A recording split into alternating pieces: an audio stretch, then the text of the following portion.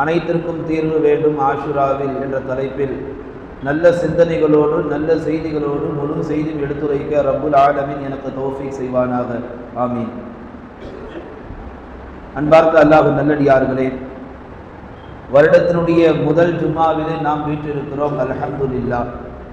இந்த ஆண்டு முழுக்க இருக்கக்கூடிய அனைத்து ஜும்மாக்களையும் ஆஃபியத்தோடு அடைந்து கொள்ளக்கூடிய நசீர் அல்லாஹ் நம் எல்லோருக்கும் வழங்குவானாக. துவங்கப்பட்ட இந்த ஹிஜ்ரி 1448 இந்த ஆண்டினுடைய முதல் வாரம் ஜும்மாவினுடைய பரக்கத்தை கொண்டு அல்லாஹ் நம் வாழ்க்கையில் நடக்கக்கூடிய அனைத்து விதமான ஹைர்களை நம் எல்லோருக்கும் முழுமையாக வழங்குவானாக. நம்மை நோக்கி வரும் முசீபத்துக்களை விட்டு அல்லாஹ் நம்மை முழுமையாக பாதுகாப்பானாக என்ற நல்ல பிரார்த்தனைகளோடு வார்த்தைகளை ஆரம்பம் செய்கிறேன். மனிதனாக பிறந்த ஒவ்வொருவருக்கும் இந்த உலகத்திலே பிரச்சனைகள் உண்டு.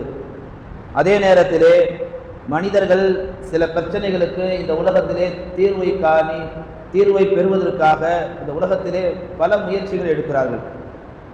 சில பிரச்சனைகளுக்கு தீர்வு இந்த உலகத்திலே கிடைத்து விடுகிறது. பல பிரச்சனைகளுக்கு இந்த உலகத்திலே அதற்கான தீர்வு கிடைப்பது கிடையாது. இரவும் பகலுமாக ஓடுகிறார்கள், ஆனால் பிரச்சனை ஓய்வதில்லை.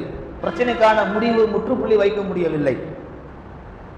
இப்படி மனிதனாக வாழக்கூடிய நமக்கு இந்த உலகத்தில் ஏற்படக்கூடிய பிரச்சனைகளுக்கு தீர்வு கிடைக்காவிட்டால் மனிதன் அடுத்து என்ன செய்வான் என்று சிந்தித்து பார்க்கிற பொழுது அழுகையை தவிர வேறு ஒன்றும் அவனுக்கு தெரியாது. பிரச்சனைகள் தீராவிட்டால் மனிதன் என்ன செய்ய முடியும்? அழுகதான் முடியும்.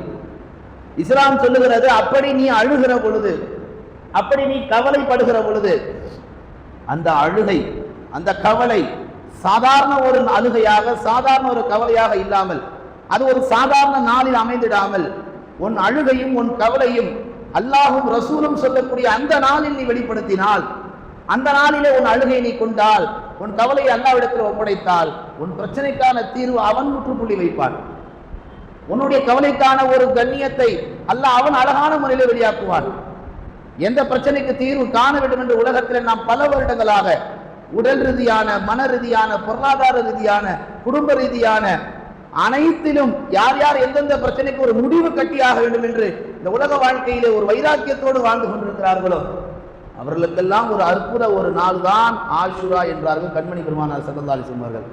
அதனால தான் நாம் இந்த தலைப்புல பேசுகிறோம், அனைத்திற்கும் தீர்வு வேண்டும் ஆஷுராவில். எந்த நாளிலும் உங்களுக்கு அதற்கான தீர்வு கிடைக்காது. புலம்பல் தான், அழுகை தான், அதற்கான மாற்றம் பிறக்காது. நமக்கான மாற்றம், நமக்கான தீர்வு வேண்டும் என்றால் ஆஷுராவை நாம் கண்ணியப்படுத்த வேண்டும், அதை நாம் பயன்படுத்த வேண்டும். அன்பார்ந்தவர்களே, இப்படி இந்த ஆஷுராவுடைய சிறப்பை இந்த உம்மத்து தெரிந்திருக்கிறதா என்று நாம் பார்த்தால் ஒரு சில பேர் தெரிஞ்சு வச்சிருக்கிறாங்க.